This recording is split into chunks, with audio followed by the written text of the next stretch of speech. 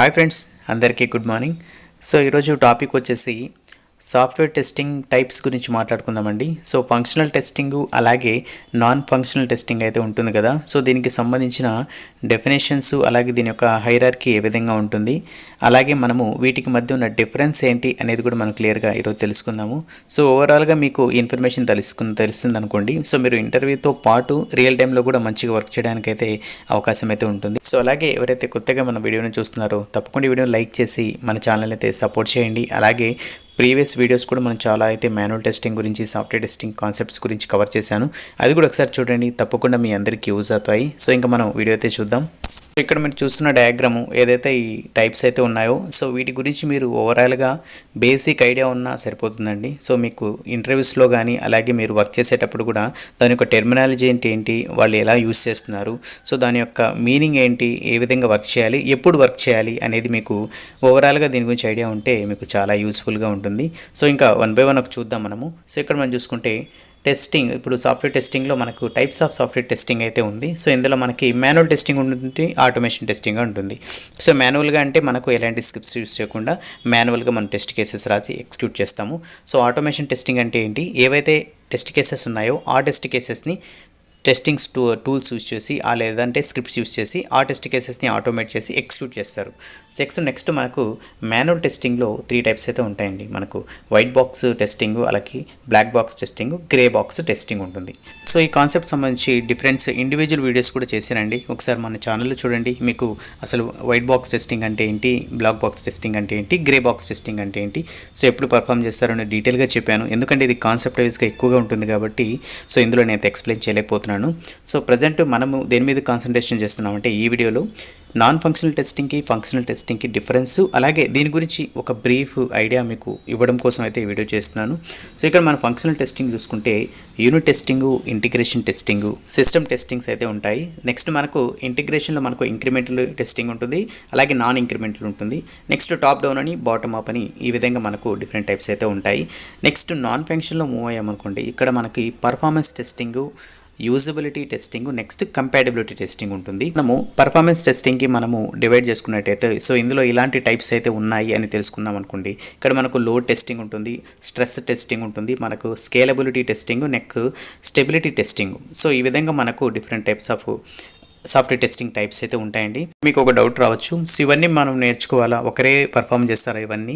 So దీనికి సంబంధించిన information కూడా తెలుసుకుందాము. సో జనరల్గా మనకు based on the project, based on the company అయితే ఉంటుందండి. సో చాలామంది ఎంఎన్సీ కంపెనీస్ కానీ, ప్రొడక్ట్ బేస్డ్ కంపెనీస్ కానీ, అలాగే కొన్ని పెద్దవి సర్వీస్ బేస్డ్ కంపెనీస్ ఏవైతే ఉంటాయో సో వాళ్ళు ఏంటంటే డిఫరెంట్ టీమ్స్ని మెయింటైన్ చేస్తారు, అలాగే వాళ్ళకి సంబంధించిన బడ్జెట్ కూడా డిఫరెంట్ అయితే ఉంటుంది. సో కాబట్టి ఇక్కడ మనం జనరల్గా చూసుకుంటే ఆటోమేషన్ టెస్టింగ్కి సపరేట్ టీమ్ ఉంటుంది, అలాగే ఫంక్షనల్ టెస్టింగ్కి, నాన్ ఫంక్షనల్ టెస్టింగ్ కూడా మనకు సపరేట్ టీమ్స్ అయితే ఉంటాయి. ఎందుకంటే పర్ఫార్మెన్స్ టెస్టింగ్ ఒకటే చూసుకున్నా కూడా మనకు డిఫరెంట్ కైండ్ ఆఫ్ సెటప్స్ కావాలి, అలాగే టూల్స్ యూస్ చేస్తారు. సో దాని గురించి ఇన్ డెప్త్ ఐడియా అంటూ ఉంటుంది. ఎందుకంటే వాళ్ళు ఒక టెస్ట్ రన్ చేయడానికి 1 or 2 days కూడా పట్టచ్చు, ఎందుకంటే వాళ్ళు బల్క్ అమౌంట్ ఆఫ్ డేటాతో టెస్ట్ చేస్తారు. సో కాబట్టి వాళ్ళు ఫంక్షనల్ టెస్టింగ్ చేయడానికి అయితే వాళ్ళకి టైం సరిపోదు, అలాగే దానికి సంబంధించిన ఇన్ఫర్మేషను వాళ్ళు కొంచెం ఇంకా ప్లాన్ చేసుకోవాలి. సో ఇది ఏ విధంగా పర్ఫామ్ చేయాలి, దీనికి సంబంధించిన డాక్యుమెంట్, అలాగే టెస్ట్ కేసెస్, ఎక్కువగా మనకి డిఫరెంట్ కైండ్ ఆఫ్ వర్క్ అయితే ఉంటుంది కాబట్టి సో వాళ్ళైతే సపరేట్ టీం అయితే ఉంటుంది. వాళ్ళు పర్టికులర్గా సో దానికి మాత్రమే అని చెప్పేసి వాళ్ళకి డెడికేట్ చేయడం అయితే జరుగుతుంది.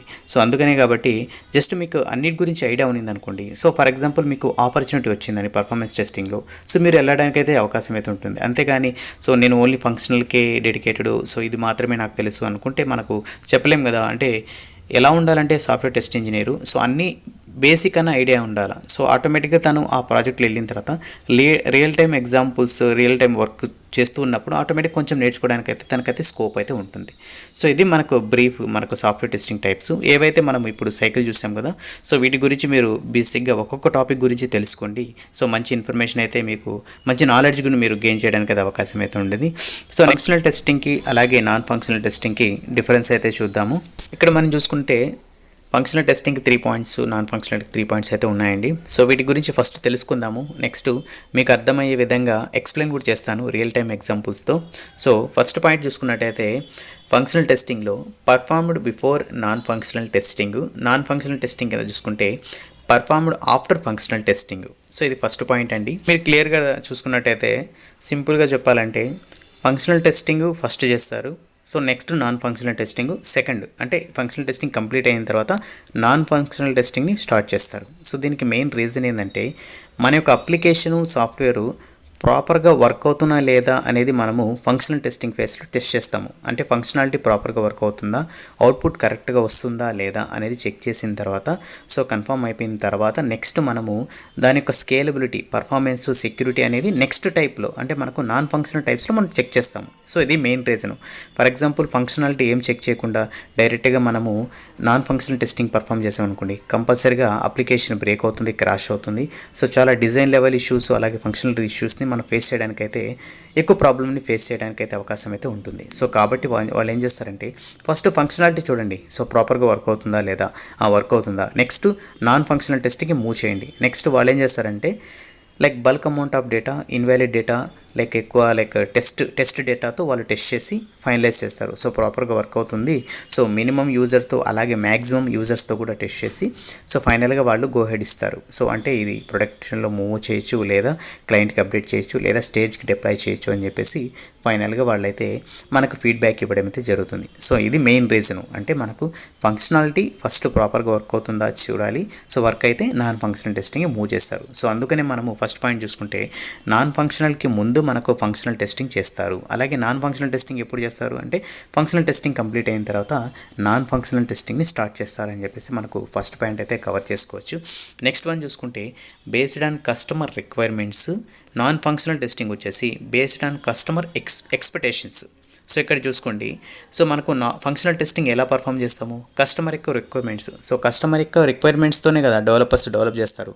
సో డెవలప్ చేసిన తర్వాత వాళ్ళు ప్రాపర్గా ఫాలో అయ్యారా, ప్రాపర్గా చేశారా, అలాగే ఏదైతే కస్టమర్ ఎక్స్పెక్ట్ చేస్తున్నాడో అవుట్పుట్స్ ప్రాపర్గా వస్తున్నాయా లేదా అనేది మనము నోట్ చేసుకుని మనం టెస్టింగ్ అనేది స్టార్ట్ చేస్తాం. సో ఇవన్నీ కంప్లీట్గా అయిపోయింది అనుకోండి, నెక్స్ట్ మన నాన్ ఫంక్షనల్ టెస్టింగ్లో ఎక్స్పెక్టేషన్స్, క్లయింట్ ఏం ఎక్స్పెక్ట్ చేస్తున్నాడు, సో ప్రాపర్గా వస్తుందా లేదా.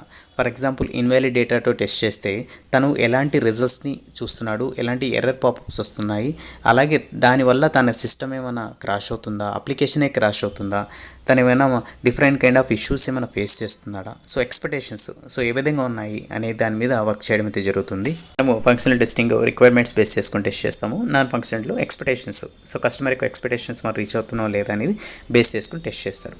Next one describes what the product does, describes how the product works.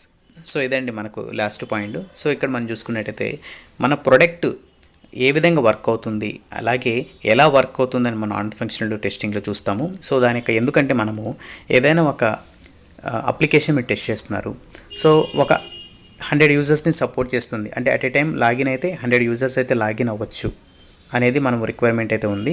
So ప్రాపర్గా ఆ 100 మెంబర్స్ లాగిన్ అవ్వడము, డేటా అప్డేట్ చేయడము, యాక్సెస్ చేయడము, లాగౌట్ చేయడము, అట్ ఏ టైం లాగిన్ అవ్వడము అనేది వర్క్ అవుతుందా లేదా అనేది మనం ఫంక్షనల్ టెస్టింగ్లో చూస్తాము. సో నాన్ ఫంక్షనల్ టెస్టింగ్కి వచ్చిన తర్వాత ఎలా అంటే 100 యూజర్స్ కదా, at a time 1000 thousands of users అనేది లాగిన్ అయితే అప్లికేషన్ ఏ విధంగా వర్క్ అవుతుంది అంటే ఇక్కడ మనం చూసుకుంటే హ్యాంగ్ అవుతుందా, క్రాష్ అవుతుందా, ఏమైనా 404 డేటాబేస్ రిలేటెడ్ ఏమైనా ఇష్యూస్ ఫేస్ చేస్తున్నారా, లేదంటే అప్లికేషన్ మొత్తము సిస్టమ్తో పాటు రీస్టార్ట్ ఏమైనా అవుతుందా, లేదంటే బ్రౌజర్ రీస్టార్ట్ అవుతుందా. సో ఈ విధంగా డిఫరెంట్ కైండ్ ఆఫ్ థింగ్స్ మనము ఆలోచించాలి. అంటే మన టెస్ట్ కేసెస్ కూడా ఆ విధంగా రాసుకోవాలి. ఆ టైంలో అప్లికేషన్ యొక్క బిహేవియర్ ఏముంది, లేదు ఫర్ ఎగ్జాంపుల్ ఇన్ని యూజర్స్ని సపోర్ట్ చేయట్లేదు అని మనకు వ్యాలిడ్ మెసేజ్ ఇవ్వాలి. అంటే యూజర్కి ప్రాపర్గా అర్థమయ్యే విధంగా మనము ఎర్రర్ హ్యాండిల్ టెస్ట్ కేసెస్ని కూడా మనము హ్యాండిల్ చేసే విధంగా ఉండాలి. ఫంక్షనల్ టెస్టింగ్లో మనం చూసుకున్నట్టయితే సో కస్టమర్ ఏదైతే రిక్వైర్మెంట్ ఇచ్చారో దాన్ని బేస్ చేసుకొని అప్లికేషన్ ఉందా లేదా, అలాగే డిజైన్ ఏ విధంగా ఉంది అని ఓవరాల్గా మనము ఆ ఇన్ఫర్మేషన్ని డెవలపర్స్ నుంచి తెలుసుకోవాలి. సో దీని యొక్క బిహేవియర్ ఏ విధంగా ఉంది, ప్రాపర్గా వర్క్ అవుతుందా లేదా, అలాగే ఎక్స్పెక్ట్ అవుట్పుట్స్ ఏ విధంగా వస్తున్నాయి, మీకు ఎలాంటి డౌట్స్ ఉన్నా కూడా మీరు బిఫోర్ గోయింగ్ టు టెస్ట్ అంటే టెస్ట్ చేసే ముందే మీరు తెలుసుకొని టెస్ట్ కేసెస్ రాసి దాని గురించి మీరు టెస్ట్ చేసుకుంటూ ఏమైనా ఇష్యూస్ వచ్చినా కూడా ఎక్కడ కాంప్రమైజ్ అవ్వకుండా క్వాలిటీ పరంగా కానీ అలాగే చిన్న ఇష్యూస్ కానీ ఏది వదలకూడదు. సో అన్నీ ఫైండ్ అవుట్ చేసి డెవలపర్స్కి అసైన్ చేయాలి. సో మీ జాబ్ అదే, ఎందుకంటే మనం చేయాల్సిన జాబ్ ఏంటి, సో కస్టమరు ఏదైతే ఎక్స్పెక్ట్ చేస్తున్నాడో సో అలాంటి సాఫ్ట్వేర్ని, మంచి క్వాలిటీ కలిగిన సాఫ్ట్వేర్ని మనం ఇవ్వడం మన యొక్క రెస్పాన్సిబిలిటీ. కాబట్టి మీరు టెస్టింగ్ టీమ్ ఎలా ఉండాలంటే సో ఎక్కడ కాంప్రమైజ్ అవ్వకూడదు, సో క్వాలిటీకి టెస్ట్ చేయాలి. అలాగే ఇంకేమైనా మీకు డౌట్స్ ఉన్నా కూడా డైరెక్ట్తో మీటింగ్ షెడ్యూల్ చేసి మీ మేనేజర్స్తో కానీ, టీమ్ లీడ్తో కానీ, అలాగే డెవలపర్స్తో కానీ ఇంకా క్లియర్గా అర్థం చేసుకోండి, క్లారిఫై చేసుకుని మీరు టెస్టింగ్ అయితే స్టార్ట్ చేయాల్సి అయితే వస్తుంది. సో ఇదండి ఈరోజు టాపిక్. సో ఈ టాపిక్ నచ్చినట్టే జస్ట్ కామెంట్ చేయండి, అలాగే వీడియోని లైక్ చేసి సపోర్ట్ అయితే చేయండి. సో నెక్స్ట్ అప్డేట్తో మళ్ళీ కలుద్దాం. అంతవరకు keep smiling, have a nice day.